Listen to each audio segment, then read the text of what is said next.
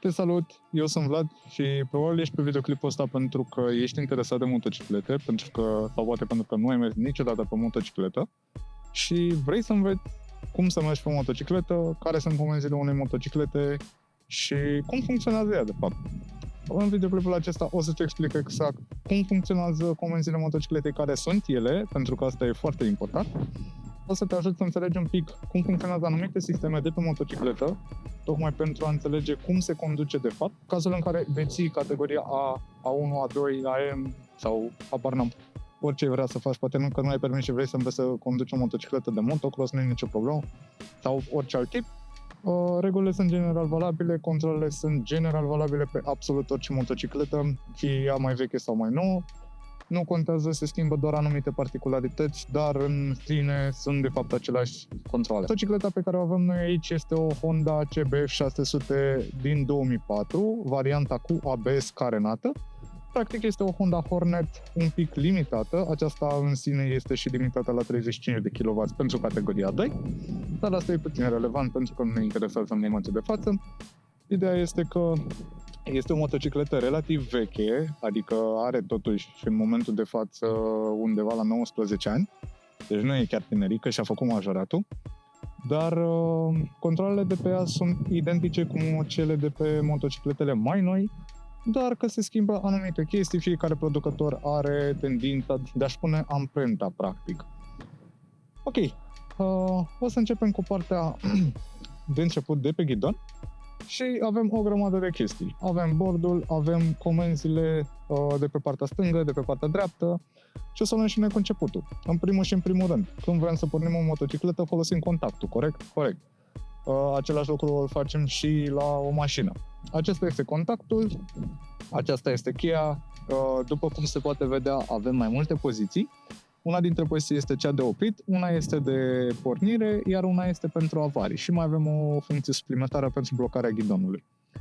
Dacă introducem cheia în contact, comutăm pe poziția de pornire și vedem că avem curent în bord sau prin ceilalți martori. Dacă mai învârtim o dată în dreapta, toți s-au stins, dar în schimb, acum suntem pe modul de avarii.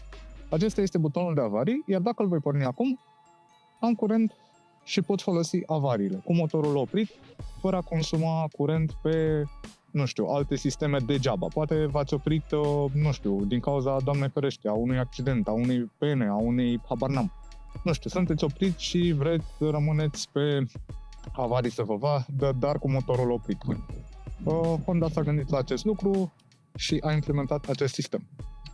Bun. După care, ca să pornim motocicleta, avem kill switch-ul și butonul de pornire. Kill switch-ul este o temă foarte căutată și cunoscută de oameni, pentru că multă lume spune că este greșit să-ți oprești motocicleta din kill switch, folosește doar contactul, nu folosești kill switch-ul. Adevărul e că nu dăunează cu absolut nimic, toată lumea spune să folosești contactul, pentru că dacă ți oprești motocicleta din kill switch, există riscul să-ți lași kill switch-ul oprit și contactul pus. Și atunci îl vei uita așa și se consume bateria. După care, butonul de pornire, care este acesta, pentru a porni motocicleta apăsăm pe el cu kill switch-ul dat pe poziția de pornire și cu contactul pus, iar motorul va porni. Voi arăta puțin mai târziu. Revenind un pic la kill switch, ce face de fapt kill switch-ul? Pentru că, ok, îl apăs și mi oprește motorul, dar ce face de fapt? E bine, kill switch-ul controlează, de fapt, alimentarea motocicletei și aprinderea. La modul că, în momentul în care el este comutat pe poziția de oprit, el va tăia scânteia și curentul implicit către bobinele de inducție, dar va tăia și curentul către pompa de benzină. Motocicleta aceasta este pe carburație și nu are o pompă de benzină, așadar, în momentul în care eu apăs kill switch-ul, mie îmi taie doar aprinderea. Fapt pentru care, bujiile nu mai dau scânteie și atunci amestecul nu se mai aprinde, fapt pentru care motorul se oprește. Bun, despre butonul de avarie am vorbit, despre butonul de pornire. Apăsăm pe el, trimite curent către electromotorul învârte motorul și bum, a pornit. Mai avem maneta de frână. Aceasta este maneta pentru frâna față. Frâna față care, în cazul nostru, este alcătuită din două discuri de frână cu două etriere separate, câte unul pentru fiecare disc. În momentul în care noi tragem de această manetă, toată presiunea de pe circuit este trimisă către etriere și, uite așa, ne oprim. că toți suntem la frână, voi prezenta și frâna spate, care este aici. Avem o pedală, o apăsăm, un singur etrier cu un disc mai micuț pe spate. În momentul în care apăsăm pedala, la fel, presiunea este trimisă către spate, către etrierul din spate, se aplică presiune și uite așa ne oprim. Acum, că știm să ne oprim, e un lucru foarte important, în partea stângă. Ce controle avem pe partea stângă?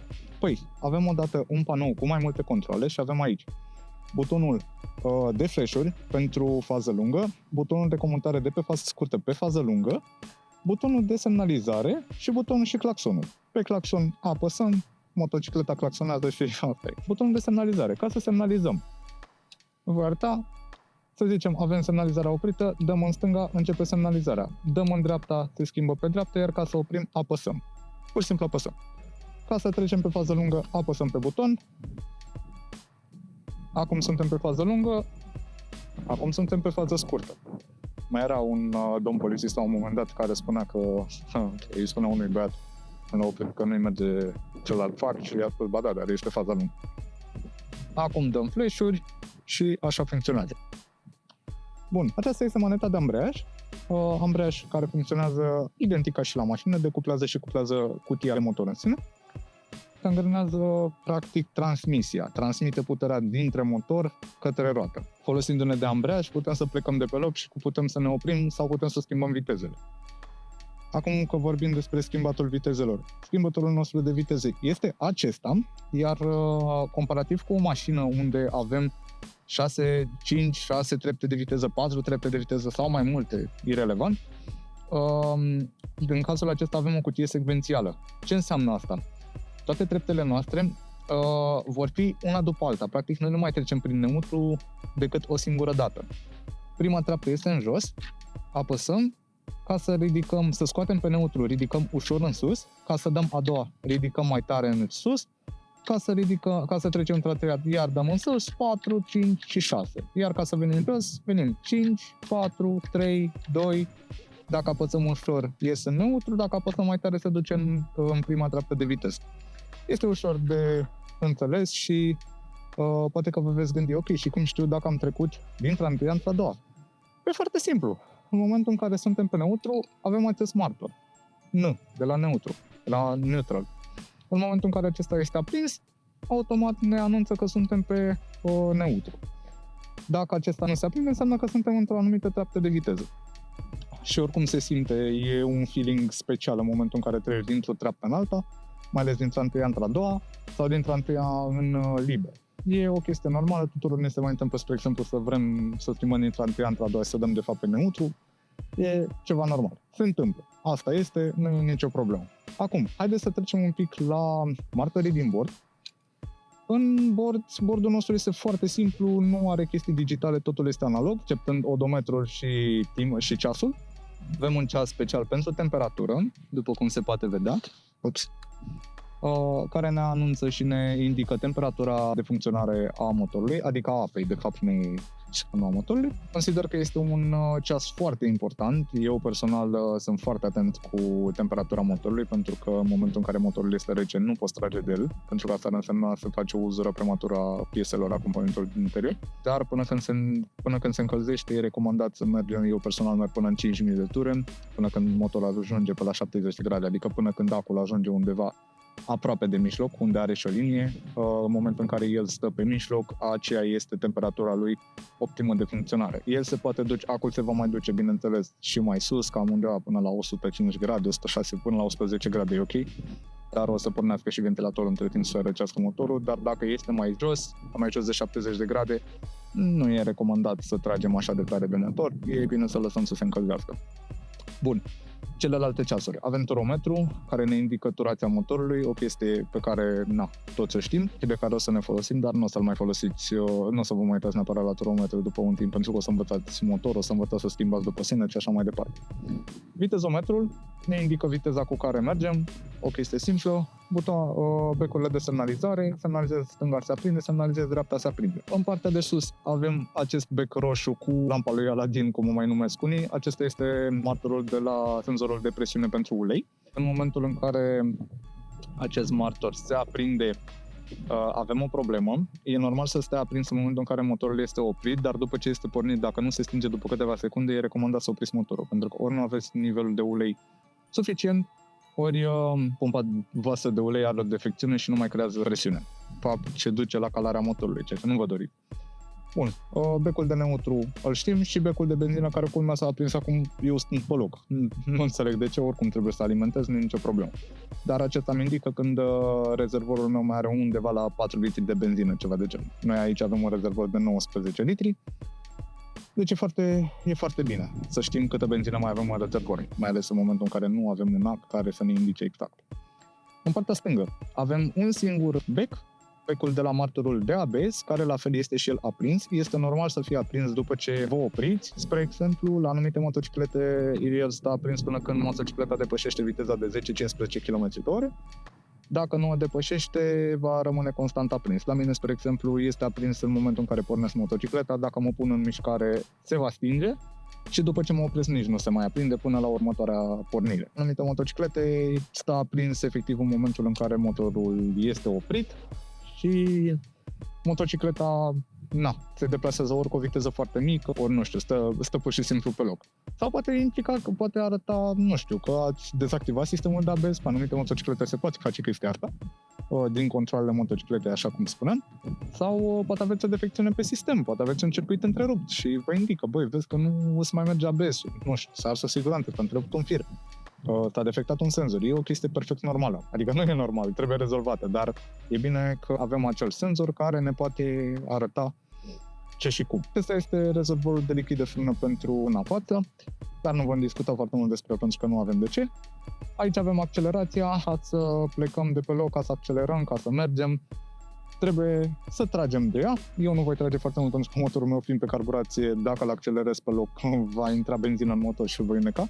Dar vă voi face o scurtă demonstrație. Tragem de accelerație, accelerăm, o lăsăm în pace să revină și în momentul acela decelerăm, iar turația noastră scade și motorul nu se mai alimentează cu benzină. În spatele motocicletei, la fel, avem și becul de stop și semnalizările celelalte, semnalizările din spate și cam asta e tot, practic. Acum, haideți să pornim motocicleta, să vedem cum se face o pornire. În primul rând punem contactul, kill switch jos, motorul pe neutru de preferat sau poate fi pornit și în viteză. Aici, dacă se vede, acesta este senzorul de ambreiaj, care este prezent cam la toate motocicletele în maneta de ambreiaj.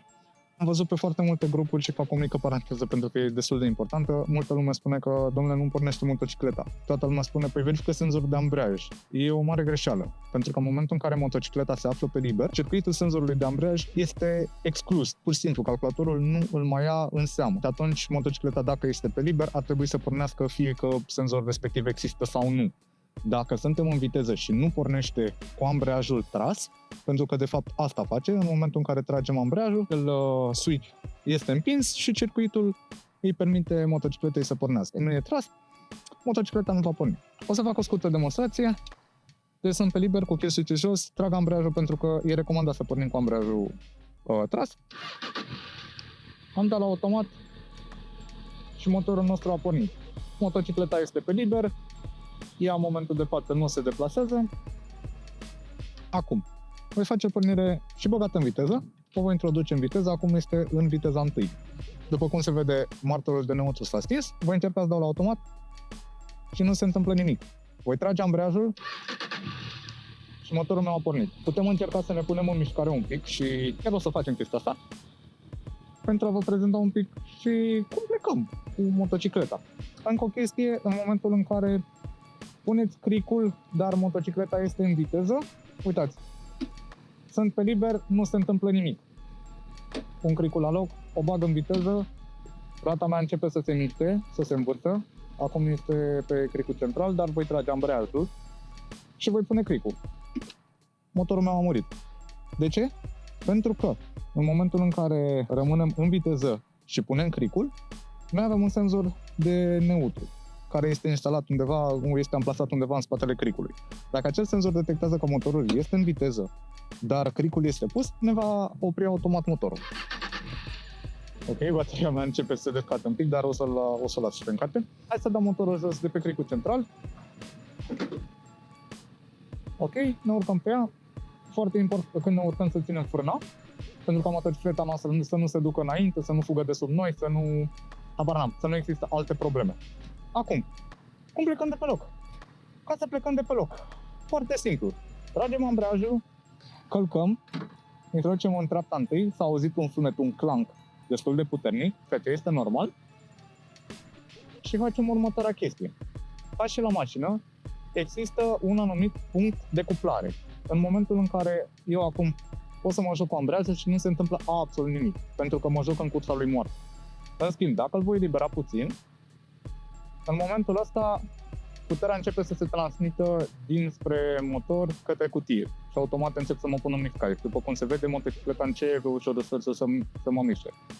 Ca să plecăm de pe loc, e recomandat în orice școală de șofer, toată lumea vă spune prima dată, plecați din ambreiaj.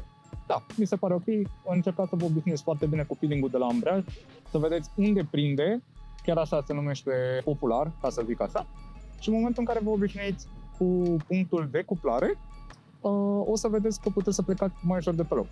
În momentul ăsta o să fac o plecare strict din ambreiaj, fără accelerație, deci uite, o să iau și mâna de pe accelerație, o pun pe rezervor, și în momentul ăsta ne mișcăm, pur și simplu am plecat doar din ambreiaj și motorul merge singur, dar la întâi. După cum se vede, el merge foarte urât în momentul ăsta. De asta o să-i dau un pic de gaz. Markerul de ABS a stins, ceea ce e perfect normal. Acum, ca să ne jucăm un pic cu ambreiajul și să învățăm feeling-ul, putem să mergem cu o viteză foarte mică și îi dăm drumul așa, cum zic, câte puțin. Să ne mișcăm în momentul ăsta, ne mișcăm doar din ambreiaj, puțin, din inerție și din ambreiaj. E un exercițiu foarte bun pentru echilibru, dacă vreți să-l faceți, eu îl recomand. Călcăm până la spate, ne mai punem un pic, iar mai dăm un pic drumul la ambreiaj și tot așa. Ne jucăm practic ambreiaj. Evident, în momentul în care vrem să plecăm de pe loc frumos, toată lumea o să spună la început, băi, dacă vrei să pleci de pe loc, cuplezi treapta întâi și dai drumul ușor la ambreiaj și o să pleci. Chestie care mie mi se pare greșită. De ce? Pentru că toată lumea are tendința de a strânge, aceeași chestie se întâmplă și la mașină. Toată lumea are tendința de a strânge ambreiajul sau de a călca pedala de ambreiaj și dau drumul. Pentru că, da, așa li s-a spus, dă drumul ușor. Ok, dau drumul ușor, dar la un moment dat tot nu e suficient. De fapt, chestia pe care trebuie să o faceți este cuplați, ajungeți în punctul în care cutia se cuplează de motor, îi dăm un pic drumul și îl menținem. Îl menținem tot așa și după aia în final îi dăm drumul de tot. Până în momentul în care am ajuns la o viteză cât de cât ok. Evident, niciodată nu o să plecați în ambreiaj. Să țineți minte chestia asta, poate doar în școala de șofer și doar în momentul în care o să fiți printre mașini sau în spații în care nu vă puteți mișca de peste 10 km/h. Niciodată nu o să mai plecați din ambreiaj după aia, întotdeauna o să plecați din gaz. Din gaz și din ambreiaj. Chestie care la fel se întâmplă și la mașini și la motocicletă. Ca să plecăm din gaz, tot ce trebuie să facem este să ne obișnuim un pic. Încercați să turați un pic motocicleta să vedeți cum se trage. Dacă tragem tare de gaz, motorul se accelerează, este complet normal. Dacă tragem un pic, se simte că motocicleta se accelerează, acum sunt undeva la 2000 de ture. Personal mi se pare o turație decentă, dar e un pic mare. Eu personal plec undeva pe la, nu știu, 1500, 1700, ceva de genul ăsta. Și ce facem? Accelerăm puțin și în timp ce accelerăm, dăm drumul la ambreiaj foarte ușor până în momentul în care cuplăm, după care, la fel, menținem ambreiajul. Nu vedeți, nu-i dau drumul, nu-l las, nu-i fac nimic. Îl țin exact acolo. Motocicleta se pune în mișcare, eu am dat drumul la ambreiaj și felicitări, ne mișcăm. Cea mai importantă chestie, după ce plecăm de pe loc, este să ne oprim. Cum ne oprim, în primul rând, că asta e și mai important. Uite, eu nu mă opresc acum și mă duc în gardul ăsta. Evident că nu o să fac treaba asta, o să fac dreapta. Dar, ca să ne oprim e foarte simplu, lăsăm accelerația, călcăm ambreiajul și ușor frână. Și ne-am oprit. Întotdeauna când ne oprim trebuie să avem ambreiajul tras, cât timp suntem într-o treaptă de viteză ca să nu ne moară motorul. Bine, la viteze mici, asta e tactica pe care o să o folosiți. După aia, după ce o să prindeți un pic de experiență și vă veți obișnui cu motocicleta, prima chestie pe care o să faceți este să lăsați gazul, frânați și efectiv înainte să vă opriți, trageți ambreiajul, ca să vă folosiți de frâna de motor. Este foarte importantă această regulă. În primul rând trebuie să ne folosim de frâna de motor, dar bine, la viteza asta nu se pune problema. Dar în trafic, când vii de la o viteză de, nu știu, 60-70 de km pe oră, 50 de km pe oră și vrei să te oprești, automat, îți dorești să te folosești de frâna de motor, pentru că dacă tragi ambreiajul și oprești doar din frâne, vei opri o bicicletă de, nu știu, în cazul meu 220 de kg la pin. Ceea ce nu e distractiv. Eu uneori chiar o simt grea pentru frânele pe care le are, dar bine, asta e și din cauza vârstei, din cauza mentenanței și așa mai departe. Am plecat de pe loc, ne plimbăm cu treapta întâi. Ne plimbăm un pic, nu mergem tare, eu merg un pic cam tare, de dreptate în momentul de față. În poligon și școala de șofer o să vedeți că o să avem exact, nu știu, 30 la oră, adică ceva de genul ăsta. Cum schimbăm vitezele? Să se face încolo. Mergem, accelerăm până la o durată de, să zicem, acum suntem undeva la 2300 de fure, 2500, tragem ambreiajul, închidem gazul, ridicăm în sus, dăm drumul ușor la ambreiaj și venim cu gazul din urmă. Procedeul faci foarte, foarte greu în momentul în care nu ai experiență, adică unde genul o schimbare de viteză sunt o să arate cam așa. Ceea ce e foarte mult dictator. În momentul în care știi să schimbi vitezele, vei schimba vitezele în felul ăsta.